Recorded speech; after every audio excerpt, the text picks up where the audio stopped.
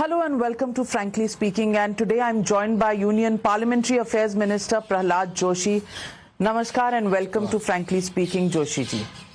जोशी जी, इस बार का जो पार्लियामेंट सेशन था बहुत कसरत का सेशन था। बहुत कसरत करनी पड़ी होगी सत्ता पक्ष को, because you suspended 146 members of parliament of the opposition.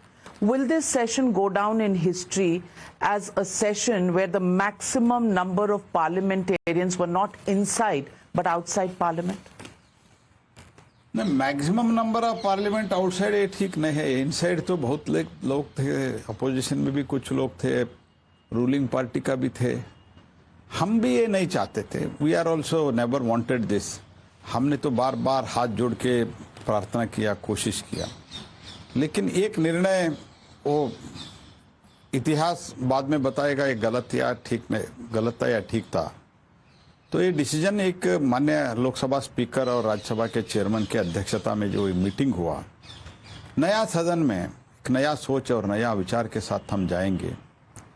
ये जो कम से कम ये प्ले कार्ड लाना है, प्ले कार्ड लाके उसको बाद में जब उससे भी अपना सेटिस्फेक्शन नहीं होता है अपोजिशन को, तब उसको फाड़ के फेंक देना, ये तो बंद करना चाहिए। That was the decision of all party leaders, floor leaders. First speaker put it for in front of the house. I mean, BAC were not BAC, where all floor leaders were present. And थोड़ा चर्चा होके सबने स्वीकारा था. And it is in the minutes of the meeting. तो जो भी अंदर आएगा वो भी प्ले कार्ड के साथ आएगा, उसका तो सस्पेंड होना चाहिए। ये तो डिसीजन इसी सत्र के पहले दिन हुआ था। तो इसके कारण और पहले 13 लोगों को सस्पेंड करना, ऐसे तो बहुत लोग लाए थे प्ले कार्ड, जो तटिया बोलते हैं हिंदी में। We try to convince them, तो ऐसे मत करो, आप ही निर्णय किया, आपको जो चाहिए आप बता दो। लेकिन डिसीजन करके आया था, मोस्ट अनफॉर्चुनेट। तो पहले 2-3 दिन तो चला, अच्छा चला। बाद में इन लोगों को लगा कि अभी चलना नहीं चाहिए, 2-3 दिन और ज़्यादा ही चला। तो अभी पार्लियामेंट हमको चलने नहीं देना चाहिए। With a decision, somewhere people sit outside and they take the decision that we should not allow the parliament to run. And then ये तब तमाशा करते तो सरकार के पास क्या ऑप्शन है? लेकिन प्रहलाद जोशी जी, एक बड़ा इंसिडेंट भी हुआ था। पार्लियामेंट में सिक्योरिटी ब्रीच हुआ था। 2 लोग अंदर आ गए, कुछ स्मोक वाला कुछ लेकर आ गए, वो कुछ और भी हो सकता था। It could have been a much worse. Thank God, इतना बुरा नहीं हुआ, कोई बॉम्ब नहीं था, कोई वेपन नहीं था, लेकिन ब्रीच हुआ सिक्योरिटी। उस पर अगर विपक्ष आपसे जवाब मांग रहा है, तो सरकार का भी तो दायित्व है कि जवाब दे। तो हमने तो ये तो स्पीकर का कस्टोडियन में आता है, वो अंदर आए तो ऐसे सब ये सब हुआ, ये घटना हुआ। बाद में स्पीकर ने स्वयं उसको जांच के लिए दिया, होम सेक्रेटरी को बुलाया था, ऑल पार्टी फ्लोर लीडर्स का मीटिंग किया, तुरंत 1 घंटा 1.5 घंटे में एक मीटिंग हुआ। तो लगभग ये 12:30-1 बजे के बीच में हुआ था। बाद में 2 बजे तुरंत हमने मीटिंग करवाया। मीटिंग में निर्णय सबके सामने सलाह मशवरा करके, ये तो अंदर आए हुए हैं तो घटना तो घटी है, लेकिन अभी हम इसको जांच के लिए देंगे। जांच के बाद जो कुछ भी कार्रवाई होके नतीजा निकलेगा और उसके बाद जो इनपुट मिलेगा, उसके आधार पर सरकार कार्रवाई करेगा और स्टेटमेंट भी करेगा, ये तो बताया गया था। तो आप चलने नहीं देना। देखो, इसमें तो अंतर तो समझना है कि आए थे तो ये तो प्रजातंत्र का मंदिर है, तो एक लेवल पर सिक्योरिटी चेक करते थे। पहले जो इस सदन में, इस ओल्ड बिल्डिंग में जो जैसे सिक्योरिटी चेक होता था, इधर भी ऐसा ही होता है। जिस कांग्रेस काल में जो सिक्योरिटी चेक कैसे होते थे, जो विजिटर्स आते हैं उसके लिए जैसा सिक्योरिटी था वैसे होते थे। तो लेकिन इसमें तो बूट में रख के वगैरह वगैरह आए हैं, ऐसे मीडिया में भी आया है, तो फैक्ट भी है। तो इसके बारे में जांच चल रहे हैं। आगे सिक्योरिटी के बारे में डीजी सीआरएफ का सलाह लेके एक समिति रचा है उनके नेतृत्व में, और इसका जांच चल रहा है। जांच के बाद स्टेटमेंट नहीं देंगे वो थोड़ी कहा है। हमने तो बार बार बोला, मैंने भी बोला और स्पीकर साहब भी बोला, चेयरमैन साहब बोला। तो पहले तो जांच होने दो, तो इसका लिंक तो थोड़ा कुछ मिलने दो। तो स्पीकर का, इसका जो कस्टोडियन स्पीकर है इसका, तो इससे पहले भी घटना घटी थी, तो डैगर लेके नहीं आए थे क्या अंदर, पिस्तौल लेके नहीं आए थे क्या अंदर? कौन स्टेटमेंट दिया था? स्पीकर ही स्टेटमेंट दिया था। वही तुरंत हमने देखा इसमें क्या कार्रवाई होना चाहिए, तो पुराने प्रेसिडेंट देखा, तब स्पीकर ने ऐसे ऐसे हुआ था, हम भी इसको जांच स्वीकारा था। 40 मिनट चर्चा हुआ, 2 से 2:40 तक चर्चा हुआ। बाद में क्या हुआ, कहाँ डिसीजन हुआ कि न चलने का? ऐसे कैसे चलने दे रहे? इतना बड़ा घटना घटी है, ये तो कौन कहा? कौन कहा? आपका इशारा किस तरफ है? तो अधीर रंजन ने भाषण किया, नहीं किया? अधीर रंजन ने 2 बजे भाषण किया कि इसका जांच होना चाहिए, वो होना चाहिए। बाद में बिल का शुरू हुआ, अश्विनी वैष्णव जी का बिल था टेलीकम्युनिकेशन का, कुछ टेलीकम्युनिकेशन का नहीं, उससे पहले उनका एक बिल था, वो बिल के बारे में चर्चा शुरू हो गई। चर्चा आधा पौना घंटा तक चर्चा चलने के बाद आपको ज्ञानोदय होता है, अभी चलने नहीं देना है। ये कैसा चलता है? देश चलाने का लिए। So who are you accusing? आरोप किस पर लगा रहे हैं? खुलकर बताइए। खुलकर क्या, ये तो कांग्रेस पार्टी का हाईकमांड और कुछ लोग कई बैठ के निर्णय किया, तो मैसेज भेजा कि अभी चला, इतना बड़ा घटना घटे है, पॉलिटिकल फायदा ले लो। Are you saying Rahul Gandhi ने डिसाइड किया आउटसाइड पार्लियामेंट? मैं तो किसी का नाम अभी नहीं लेना चाहता हूं, लेकिन मैं ये बताना चाहता हूं, ये तो कांग्रेस पार्टी को खुलासा करना चाहिए। Congress party should make it clear. तो 45 मिनट्स आप सदन में एक बिल के ऊपर चर्चा करते हैं, तो बाकी अपोजिशन पार्टीज भी चर्चा करते हैं, रूलिंग पार्टी वाले भी चर्चा करते हैं। बाद में आप डिसाइड करके हम सदन चलाने नहीं देंगे, ये निर्णय करके आते हैं। और 13 लोगों को सस्पेंड करने के बाद आप आके बताते हैं हम तो चलाने नहीं देंगे, हमको भी सस्पेंड करो। सस्पेंड करो, एक डिमांड मेरा भी 20 साल हुआ पार्लियामेंट में आके, हमको सस्पेंड करो, ऐसा डिमांड पहली बार मुझे सुनने मिला।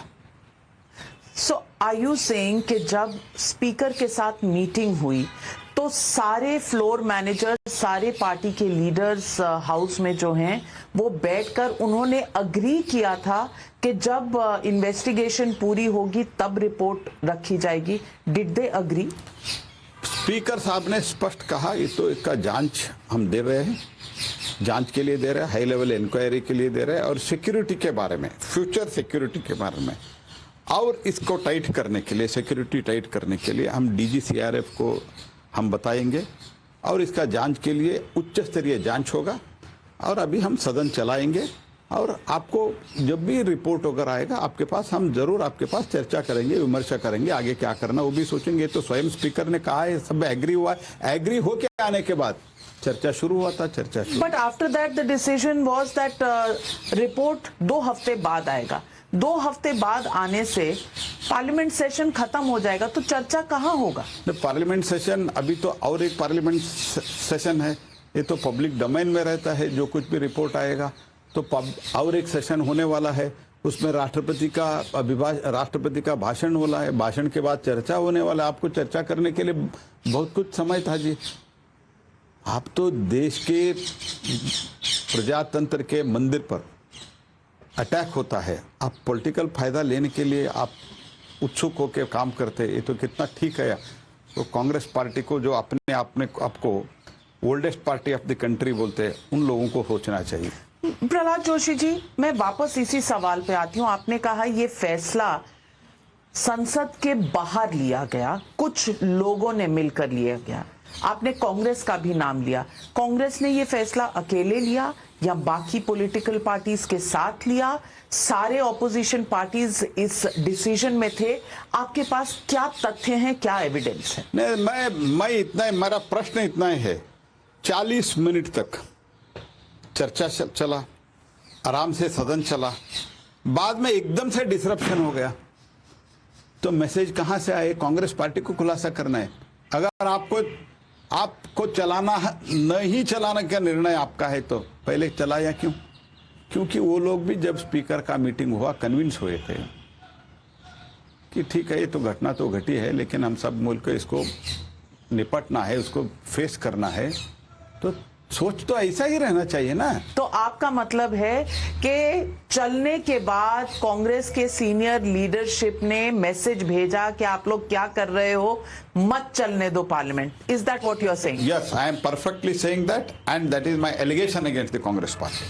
Late me ask you, Pratap Simha ji जिनके नाम से आपके मेंबर ऑफ पार्लियामेंट है, आपके स्टेट से आते हैं, कर्नाटक से आते हैं, मैसूरू के एमपी हैं, उनके नाम पर यह पास बना था जहां से ये लोग अंदर आए। एक शब्द उस प्रताप सिम्हा के बारे में आपने पार्लियामेंट के सामने नहीं दिया, क्यों? प्रताप सिंह हो और कोई एमपी हो जो पास दिया है, उसका भी जांच तो होना चाहिए। तो पास तो सही है गलत, आज अभी तक जो 75 इयर्स में जो सिस्टम आया है, एमपी साइन करके देते हैं, तो ये तो मैसूर के है कोई इंसिडेंटली, तो मैसूर के व्यक्ति आके और दो तीन लोगों के पास उनसे लेके गए, तो उनका भी स्टेटमेंट लिया है, इंक्वायरी चल रहा है।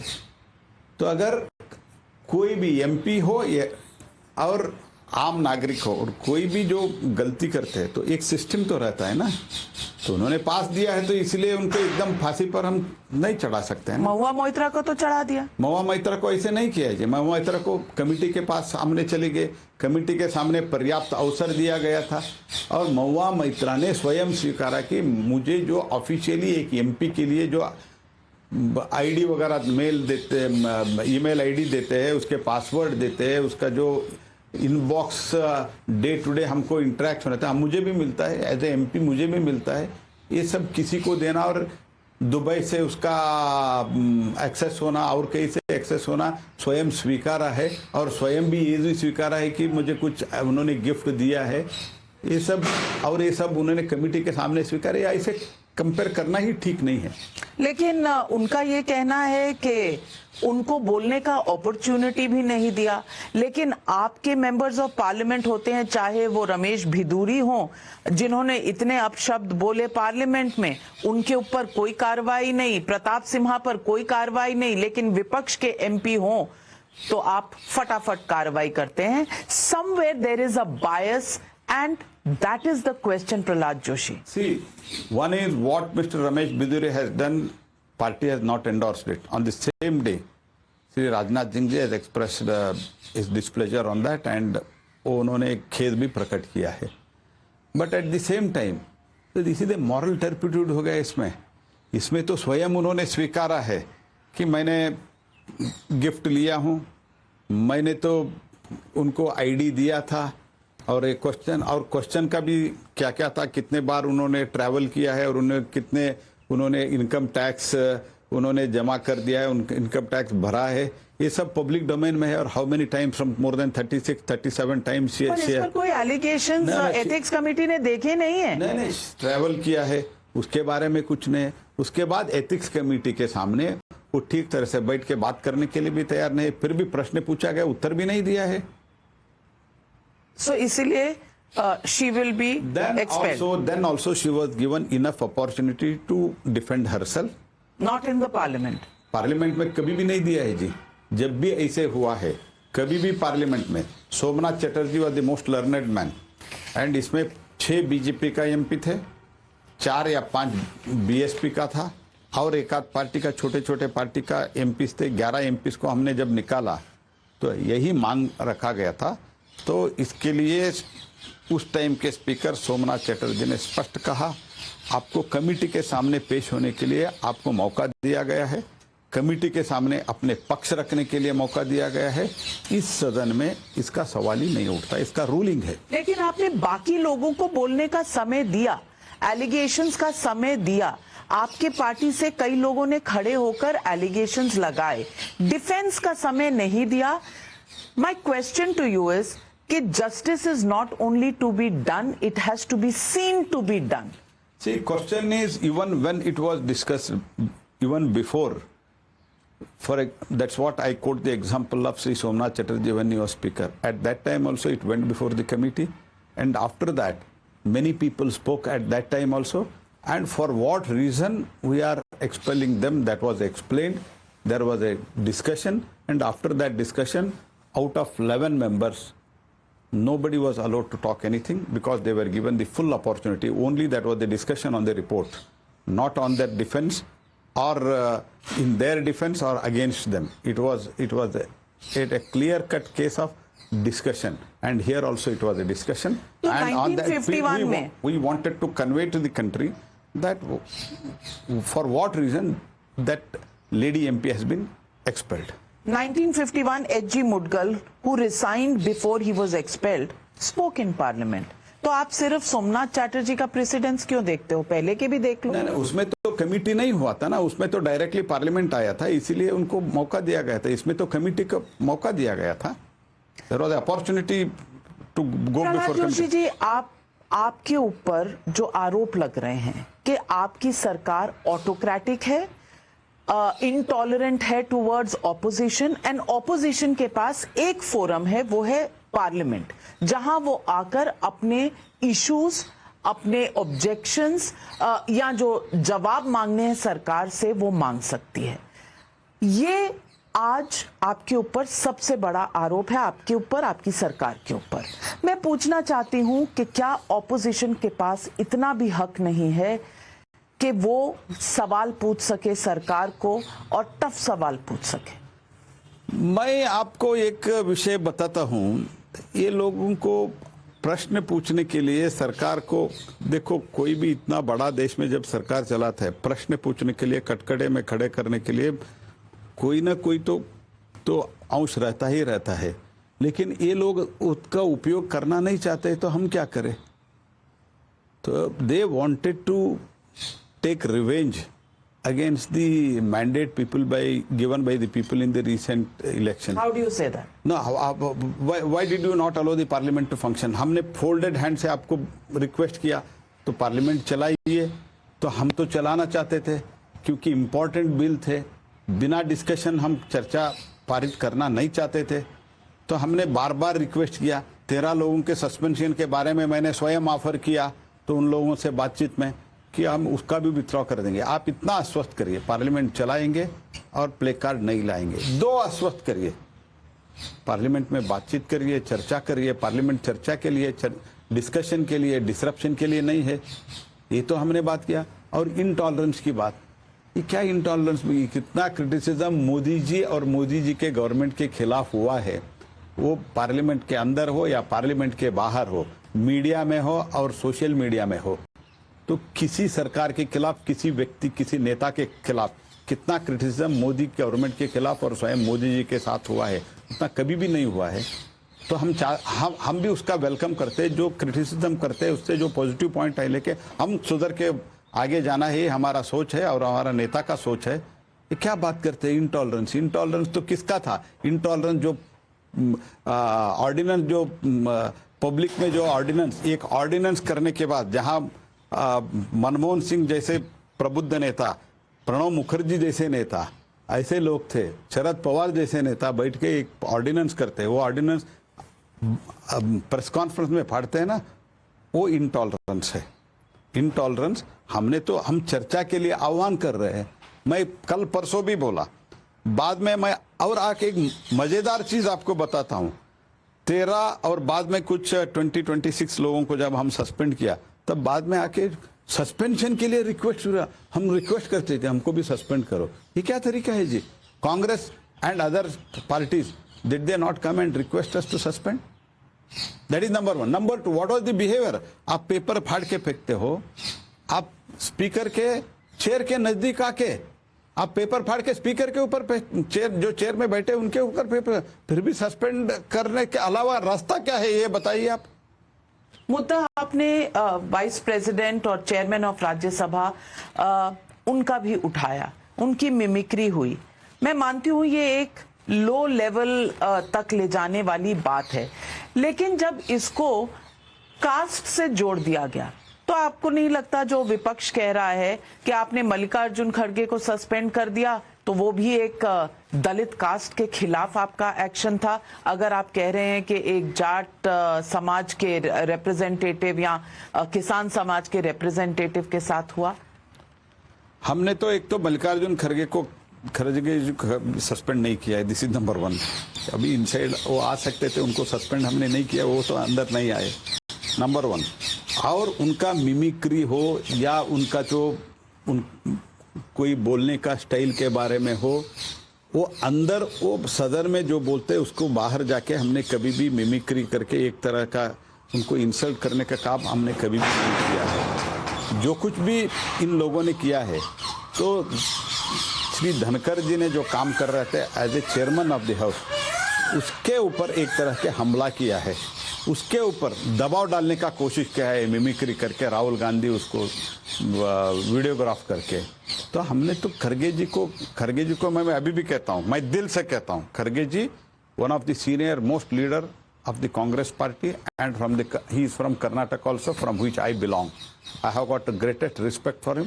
हम कभी भी ऐसे नहीं करते हैं, ये व्यवहार भी ठीक नहीं, ये भारत का संस्कृति। उनका कहना है कि mimicry floor of the house, और उन्होंने एक वीडियो भी डाला है, प्रधानमंत्री जी का वीडियो डाला है।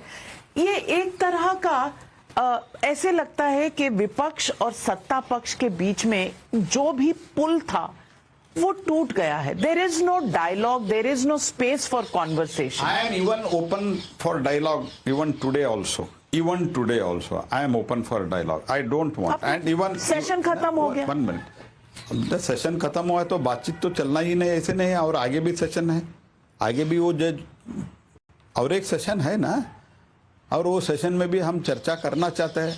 We want that fruitful discussion. And number 2, Modi ji ने किसका जो कॉन्स्टिट्यूशनल पद में किसका मिमिक्री किया है जी? मोदी जी ने अपना विचार व्यक्त किया है, उसमें गलत क्या है? विचार व्यक्त करने के लिए हमने थोड़ी मना किया है किसी को। We have never stalled anybody from expressing their views.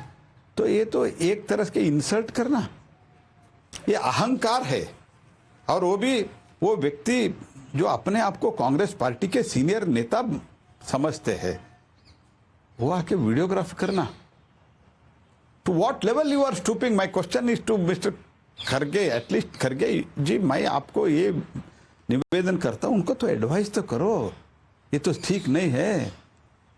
लेकिन उनका कहना ये है कि obstruction is a parliamentary way of expressing opposition by the opposition benches. This is something Sushma Swaraj, Arun Jaitley have said in the past. तो अगर ये वाली विपक्ष करती है तो क्या दिक्कत है? ना ऑब्स्ट्रक्शन, मैं ये कहना चाहता हूँ, ऑब्स्ट्रक्शन जब आपको सब्सटेंशियल, जब एक उस टाइम को जब सीएजी इशू आया था, सुप्रीम कोर्ट का कोई टिप्पणी आया था, हमने जेपीसी के लिए मांग कर रहे थे, ठीक है, मैं तो, लेकिन समय भी चेंज हुआ है और हमने निर्णय किया है प्ले कार्ड के साथ नहीं आना चाहिए। हमने प्ले कार्ड लेके कभी भी नहीं गए हैं। I was in opposition also as a MP for 10 years। हमने प्ले कार्ड लेके कभी नहीं गए हैं। तो और प्ले कार्ड लेके इस इशू में क्या था, अभी जो घटना घटी, तो हमको ये वादा भी किया था इस बार सदन सुचारू रूप से चलेंगे, और बीच बीच में आके बोलते इतना आसानी से चल रहा है, इतना शांति से चल रहा है, सदन में मजा नहीं आ रहा है। यही लोग बोलते थे, कांग्रेस वाले बोलते थे, कई लोग बोलते थे कि ये तो क्या इतना आसानी से चल रहा है आपका सदन, हमको मजा नहीं आ रहा है। तो जब ये मौका मिला सदन न चलाने का निर्णय करके आते हैं, तो इतना बड़ी घटना घटी है। और मैं ये पूछता हूँ, तो यही बात आप करते हैं तो कर्नाटक में 1 घंटे एक व्यक्ति आके असेंबली में बैठा था, उसमें क्या किया आप लोगों ने? आपकी ही सरकार है, तो एमएलए है या नहीं है आप तो रिकॉग्नाइज नहीं कर पाए, आइडेंटिफाई कर नहीं पाए, वो आके अंदर बैठे थे। तो ये भी घटना हुआ है जी। तो हम उधर के अपोजिशन पार्टी ने बहुत मेच्योरिटी से बोला वो कौन है क्या है देखो, ठीक तरह से जांच करो। तो जांच अभी भी चल रहा है जहां तक मेरे जानकारी है। मैं पूछ रही हूं कि आज की राजनीति जो है नहले पे दहला वाली राजनीति है या संवाद कहीं बाकी रह गया है? हम तो संवाद करना चाहते हैं, संवाद किया भी है, स्वयं स्पीकर ने बुलाया था, उससे पहले ऑल पार्टी मीटिंग में भी हमने बोला था आप जो मुद्दा उठाना चाहते हैं उठाइए, हम चर्चा के लिए तैयार है। मेरा एक ही रिक्वेस्ट किया था, तो जो बिल्स है हमारा 17-18 जो बिल है, तो वो बिल भी पारित करना है, चर्चा भी करना है। आप रात 9 बजे 10 बजे तक बैठने के लिए मेंटली तैयार होके आइए। सरकार तैयार है चर्चा के लिए, तो 2 दिन बात मान ली भी। एक चर्चा इकोनॉमिक सिचुएशन पर हो भी गया राज्यसभा में, तो लेकिन आप मेंटली डिसाइड करके आते हैं, बाहर से डिसीजन कोई हो के आप इधर निर्णय करते हैं कि सदन चलाने से सरकार को फायदा होगा इसलिए सदन नहीं चलाएंगे, तो सदन चलाने से आपको ज्यादा फायदा होगा। ये तो कम से कम कांग्रेस पार्टी इतना तो समझना चाहिए कि सदन चलाने से पार्टी तो नहीं है, Congress and others, Congress and इसका जो फ्रेंडली पार्टी है इंडी गठबंधन या घमंडी गठबंधन को इतना समझना चाहिए। यही जो हमारे बिल था उसमें भी आप विषय उठा सकते थे सिक्योरिटी का, आप क्यों रोकने चाहते हैं? Why you don't want to prevent the parliament from functioning, क्यों रोक लगा रहे हो? लेकिन आप आज देश को उत्तर देना पड़ेगा, क्योंकि मैं तो रिकॉर्ड पर स्पीकर में भी कहा है, मैं भी कहा हूं, चलो बैठ के बात करेंगे, सदन चलाएंगे, तो हमको तो बिल पारित करना रहता है, सरकार का जिम्मेदारी रहता है। लेकिन आप कह रहे हैं कि कांग्रेस और विपक्ष के नेताओं ने आकर आपको कहा कि हमें सस्पेंड कर दो। उधर तृणमूल कांग्रेस के एक मेंबर ऑफ पार्लियामेंट है राज्यसभा में, उन्होंने कहा है कि leader of the house Piyush Goyal ने उन्हें कहा था कि ये क्रिमिनल कोड वाला जो बिल है वो आने से पहले बाकियों को भी सस्पेंड कर देंगे। इस तरह का सोशल मीडिया पर ऑफ रिकॉर्ड कॉन्वर्सेशन पर एक बहस चल रही है। एक तो मैंने जो कहा हूं ऑफ रिकॉर्ड नहीं है, स्वयं स्पीकर ने कल परसों कहा कि आप सस्पेंड के लिए क्यों रिक्वेस्ट कर रहे हैं मुझे करके। तो ये वीडियो है, क्लिपिंग है, स्पीकर ने चेयर से स्वयं ओम बिरला जी चेयर पे बैठ के कर रहे, सस्पेंशन के लिए आपका आग्रह क्यों कर रहे हैं? तो नंबर 1 है। नंबर 2, हमको तो दोनों सदनों में, एक सदन में तो हमारा पूरा मेजोरिटी है लोकसभा में, राज्यसभा में हमारा तो पर्याप्त नंबर है, तो हम नंबर, अब जब हम 370 पारित किया तो ये पारित करने में हमारा प्रॉब्लम क्या था? कोई लॉजिक ही नहीं है, जो बिना लॉजिक कुछ एलिगेशन लगाते हैं। और हमने हाथ जोड़ के प्रार्थना कर रहे हैं, हम सस्पेंशन भी विथड्रॉ करेंगे, अंदर आइए, लेकिन प्ले कार्ड नहीं लाएंगे, इसके लिए आप हमको आश्वस्त करिए। तो वो नहीं करते हुए अंदर न आते हैं, पार्टिसिपेट नहीं करते, चर्चा नहीं करते हैं, क्योंकि कुछ सरकार को कटकटे में खड़ा करने के लिए आपके पास कोई नहीं है सरकार को। और ये जो चुनाव हारे थे उसका बदला इसमें ले रहे हैं, तो इसी कारण सदन नहीं चलाने दिया। सदन, मैं तो एक मानता हूं, हम भी पक्ष में थे, सदन बहुत ज्यादा डिसरप्ट करना विपक्ष को ही नुकसान होता है, ये मेरा अनुभव भी है। और मैं as a parliament affairs minister under the guidance of our leaders, तो I went there, I requested them, आप ये बंद करिए, हम तो तैयार है आपके साथ चर्चा करने के लिए, और पूरा चर्चा करिए। ऐसे गृह मंत्री का कम से कम 5 बिल गृह मंत्री जी का था, तो उसमें बोल सकते थे, लेकिन बाहर बैठकर कैसे बोलते? बाहर ने आपने डेरेक ओब्रायन जी ने एक लेख लिखा है जिसमें कहा है 25 to 30% of the parliament is outside the parliament. इसमें ना बिल पर चर्चा, there are objections to certain clauses of the bill, किसी चीज पर चर्चा नहीं, बस पारित, क्योंकि वो पहले का एक स्टेटमेंट है, brute majority of numbers. Majority कभी भी ब्रूट नहीं होता है, अगर मेजॉरिटी को आप ब्रूट बोलते हैं तो ये जनता का अपमान है। वही ब्रूट मेजॉरिटी तो जनता ने दिया। सीताराम येचुरी का फेमस कोट है। नहीं, कम्युनिस्ट पार्टी का एक अप्रोच है ये। Communist party never likes any stability, that is their problem, because they do not have capacity to give the stability to this country. Communist party का सोच ही ऐसा है कि they don't want the stability. Stability के लिए 10 साल से, वो भी ऑलमोस्ट 35 वर्ष के बाद एक स्टेबिलिटी दिया है। इसको आप ब्रूट मेजॉरिटी करके, मैं आपको बोले तो मैं आपको नहीं कह रहा हूं, उन लोगों को कह रहा हूं, अपोजिशन वाले लोगों का अपमान, जनता का अपमान मत करिए। दूसरी बात, हम तैयार थे चर्चा के लिए, हमने तो रिक्वेस्ट किया है आप आइए, और मेजॉरिटी, अब मेजॉरिटी लोग बाहर नहीं, मेजॉरिटी लोग अंदर है। चर्चा 5-5, 6-6 घंटा चर्चा हुआ है। इसके जब हमने सदन में ये 3 बिल जो अभी आईपीसी वगैरह हमने रिप्लेस करके 3 बिल गृह मंत्री जो ने लाया है, वो बिल तो हमने स्वयं स्टैंडिंग कमेटी को दिया, और इतना कंसल्टेशन, मैं दावे के साथ रिकॉर्ड के साथ आपको कह सकता हूं, जितना इसमें पब्लिक कंसल्टेशन हुआ है, जितना इसके स्टेक होल्डर के साथ कंसल्टेशन इस बिल में हुआ है, ये कभी भी नहीं हुआ है। ये बिल जब बिल पारित हुआ तब से नहीं, इससे पहले से भी सभी एमपीस को लेटर लिखा था, हम आईपीसी, सीआरपीसी, एविडेंस एक्ट, हम पूरा आमूलचूल हम परिवर्तन करने जा रहे हैं।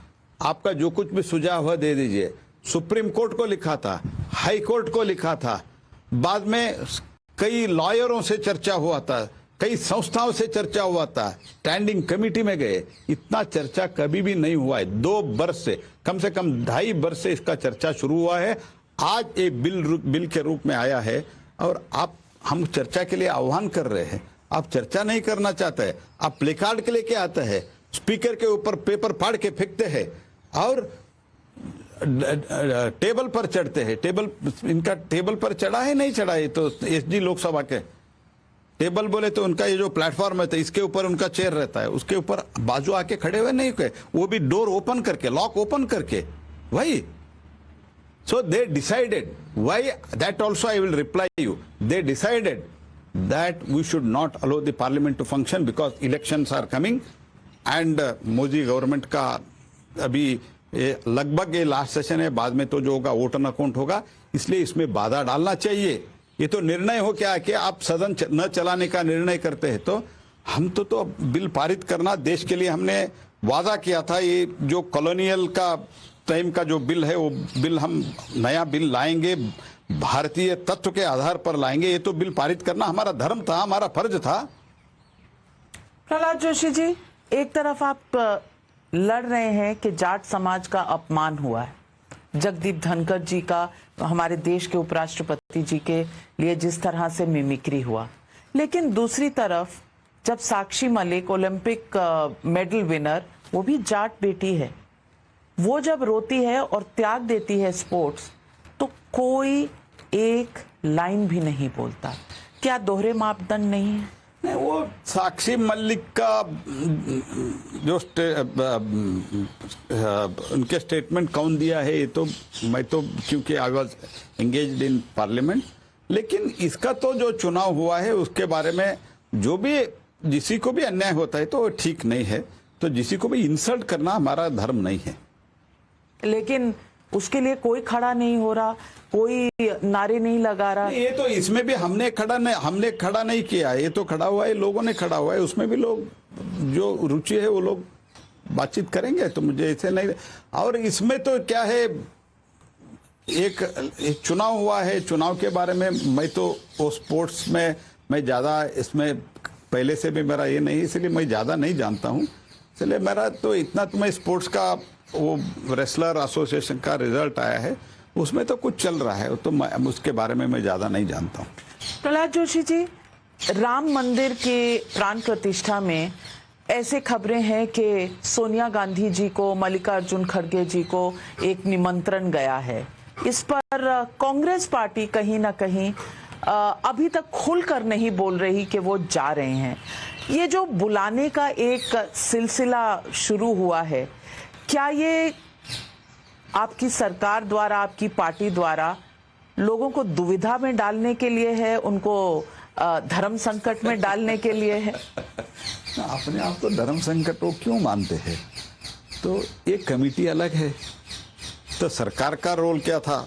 सरकार का रोल यही था कि जब सुप्रीम कोर्ट का जजमेंट आएगा तब इसका कमेटी रचाना सरकार का रोल था।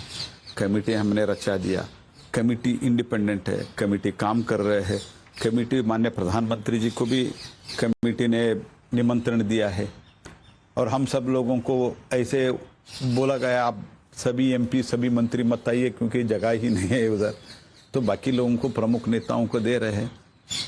तो आप अगर दुविधा में पड़ते, आप कंफ्यूजन होते, तो और किसी के ऊपर आप लोग क्यों इल्जाम लगाते हो? उसमें गलती हमारा क्या है? अगर हम न देते, अगर एक पल के लिए सोचो, वो कमेटी वाले सिर्फ मोदी जी को देते थे और इनको नहीं देते थे, तब क्या बोलते थे?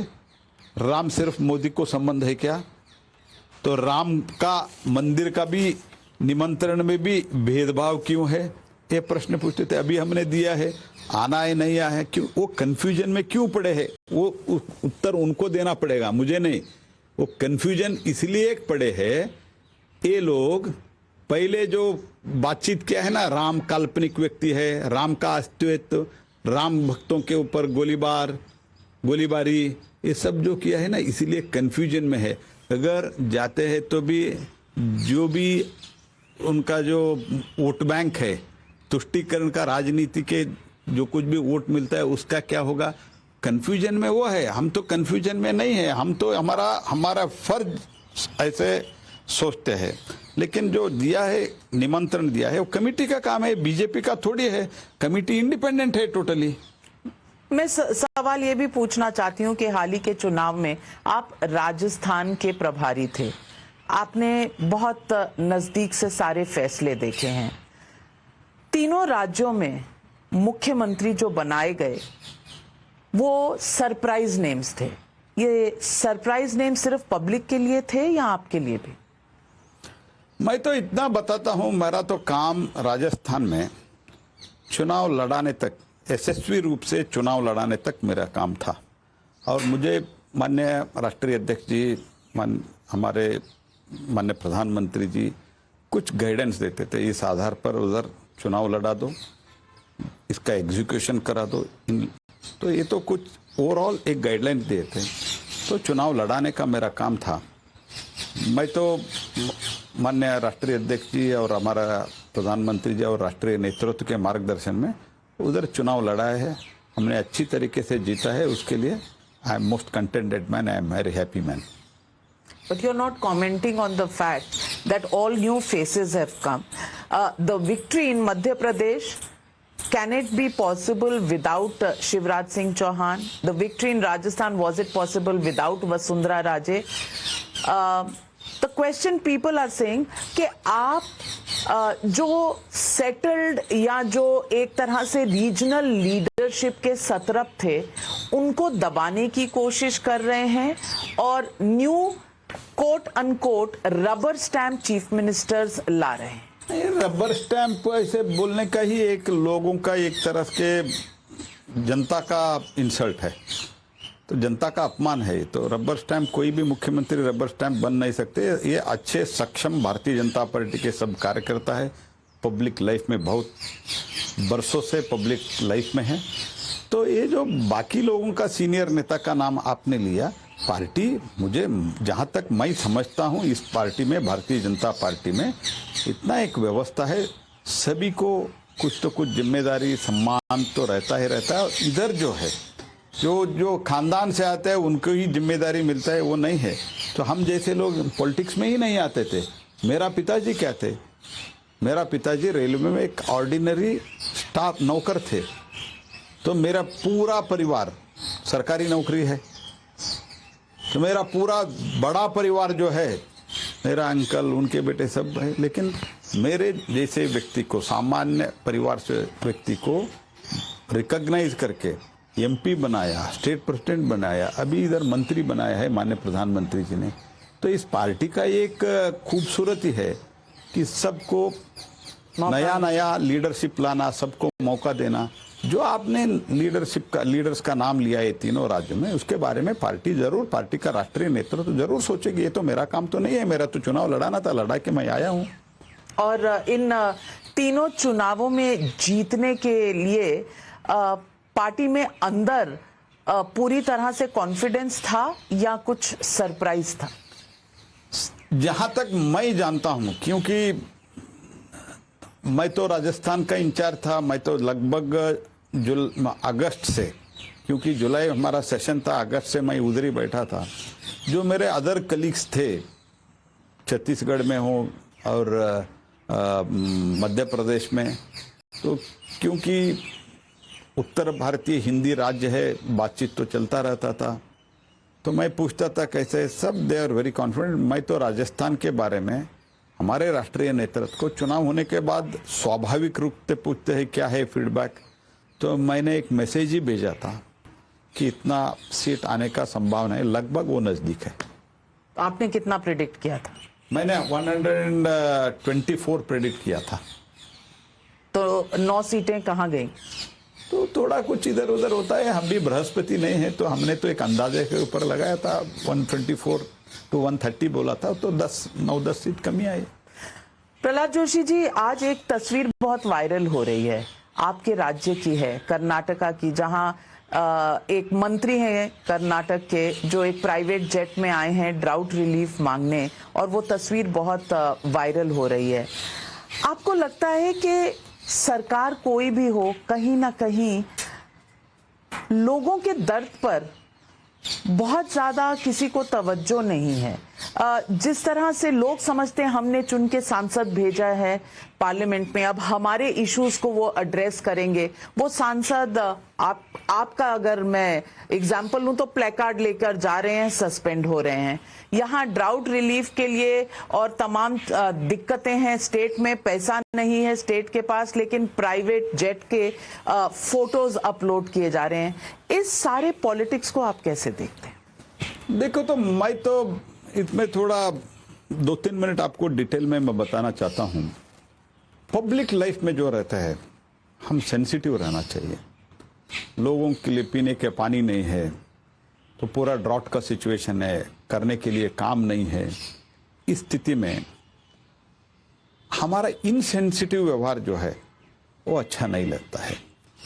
तो मैं ये नहीं कह रहा हूं कि आप कभी भी प्राइवेट जेट यूज ही नहीं करना, लेकिन आपको रेगुलर फ्लाइट इतना है, वो भी इतना लग्जूरियस फ्लाइट यूज करना, तो हम लोगों को अपने आप को हमको रिस्ट्रेन करना चाहिए। This is number 1। Number 2, he had not come for the drought relief. तो शिव कुमार जी और उनके बीच में जो झगड़ा है, board members, board chairman, corporation और बोर्ड चेयरमैन के अपॉइंटमेंट के लिए, उसके लिए आए थे।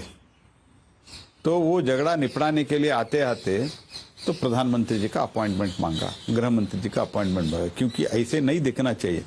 आप तो देखे होंगे, ये स्टालिन ने उधर इतना बड़ी मात्रा में फ्लड आया है और इधर इंडी गठबंधन में आया है, तो उधर पूरा ये कामकाज छोड़ के, तो ऐसे इसको भी नहीं लगना चाहिए करके इधर उन्होंने अपॉइंटमेंट मांगा और बाद में गल्फ स्ट्रीम में चले जाते हैं। तो क्वेश्चन मैं ये नहीं कर रहा हूँ, कहीं भी जब जहाँ कनेक्टिविटी कम है, ठीक टाइम पे कनेक्टिविटी नहीं है, तब तो ये अनिवार्य है आज के दिन में, क्योंकि time is also important factor.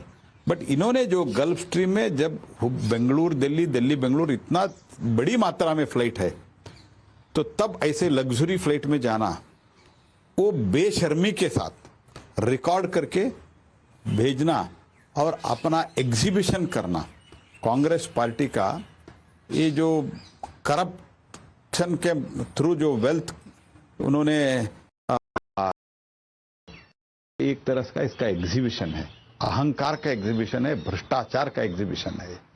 तो ये तो वो समझते हैं कि लोग सब भी माफी कर देंगे, मान लेंगे। ऐसे नहीं होगा। लोग समय समय पर लोग जिसको क्या सबक सिखाना है सिखा देंगे। तो ये व्यवहार बिल्कुल पब्लिक लाइफ में जो इसको बिल्कुल ठीक नहीं है। अगले चुनाव में इंडी गठबंधन या बीजेपी एनडीए गठबंधन, मोदी या खड़गे, क्या होने वाला है? तो मुझे तो पूरा विश्वास है। तो last time Bharatiya Janata party alone हम 303 पे थे, 303। इस बार हम 350 कम से कम पार करेंगे मोदी जी के नेतृत्व में। और इंडिया गठबंधन? तो गठबंधन नाम के लिए है, कहाँ के गठबंधन है जी? कमलनाथ अखिलेश के खिलाफ, अखिलेश कमलनाथ के खिलाफ, और बाकी सब अब यही जाके अयोध्या राजस्थान। तो ये राजस्थान में जाके कांग्रेस की गवर्नमेंट के खिलाफ आम आदमी पार्टी के अरविंद केजरीवाल जी ने क्या बोला? दिल्ली में दोस्ती, जयपुर में कुश्ती, लखनऊ में दोस्ती करने का कोशिश करते हैं, मध्य भोपाल में कुश्ती। ये कैसे कितने दिन तक चलेगा? लोग जानते हैं जी, एक तो स्टेबिलिटी चाहिए, समर्थ लीडर और समर्थ सरकार विथ मेजॉरिटी, ये लोग जानते हैं। और मोदी जी का 10 साल का अनुभव भी देखा है, कितने शानदार सरकार उन्होंने दिया है। और जैसा इकोनॉमी से लेके वर्ल्ड अफेयर तक देश का स्थिति क्या है जनता ने समझ लिया है। 13 करोड़ से ज़्यादा लोगों को गरीबी से के ऊपर लाने का जो IMF ने अप्रूव किया है, तो हमारा एजेंसी बोले तो मानेगा नहीं, ये किया है, सब लोगों ने देखा है। तो मुझे पूरा विश्वास है। तो स्टेबिलिटी के साथ एबल लीडर, स्टेबल गवर्नमेंट, इसके ही लोग जाएंगे। वो सिर्फ और सिर्फ भारतीय जनता पार्टी में है और मोदी जी में है। प्रहलाद जोशी जी, हमसे बातचीत करने के लिए बहुत बहुत धन्यवाद। लेकिन जाने से पहले एक आखिरी सवाल, अगला पार्लियामेंट सेशन कितने दिन का होगा कि नहीं होगा? वोट ऑफ अकाउंट होकर बंद हो जाएगा, क्या होगा? देखिए, जो भी फॉर्मेलिटी है, तो नॉर्मली राष्ट्रपति का भाषण होता है, राष्ट्रपति के अभिभाषण पर चर्चा होता है और बाद में vote on account means interim budget होता है, इंटरियम बजट पे चर्चा होता है, उसमें प्रधानमंत्री जी का रिप्लाई होता है। ये तो फॉर्मेलिटी जो है, फॉर्मेलिटी तो होगा। मैं हाथ जोड़ के अभी से निवेदन करता हूँ, चर्चा में भाग लीजिए, यही मेरा ओपोजिशन के लिए विनती है। ये माननीय प्रधानमंत्री जी ने मुझे कहा था कि सबसे बात करो, उनको आह्वान करो अंदर आने के लिए। उस टाइम अभी भी जो सेशन कल खत्म हुआ उसमें भी किया है, आगे के लिए भी मैं एडवांस प्रार्थना करता हूँ, आप कृपया चर्चा में आइए, चर्चा में भाग लीजिए, जो कुछ भी सरकार को प्रश्न करना है प्रश्न खड़े कर दीजिए। तो ये लोग, हाँ, बिना प्ले कार्ड, बिना वेल में आते हुए, स्पीकर के ऊपर पेपर फाड़ के न फेंकते हुए आप आइए, हम तैयार है। तो इस अंत में सब लोग मिलकर जनता के लिए ही काम करना है। वो कहते हैं ना, गुड लक फॉर दैट। जनता देख रही है, लोग इस देश के इंतजार करेंगे। हमसे बातचीत करने के लिए बहुत बहुत धन्यवाद। धन्यवाद जी, नमस्कार।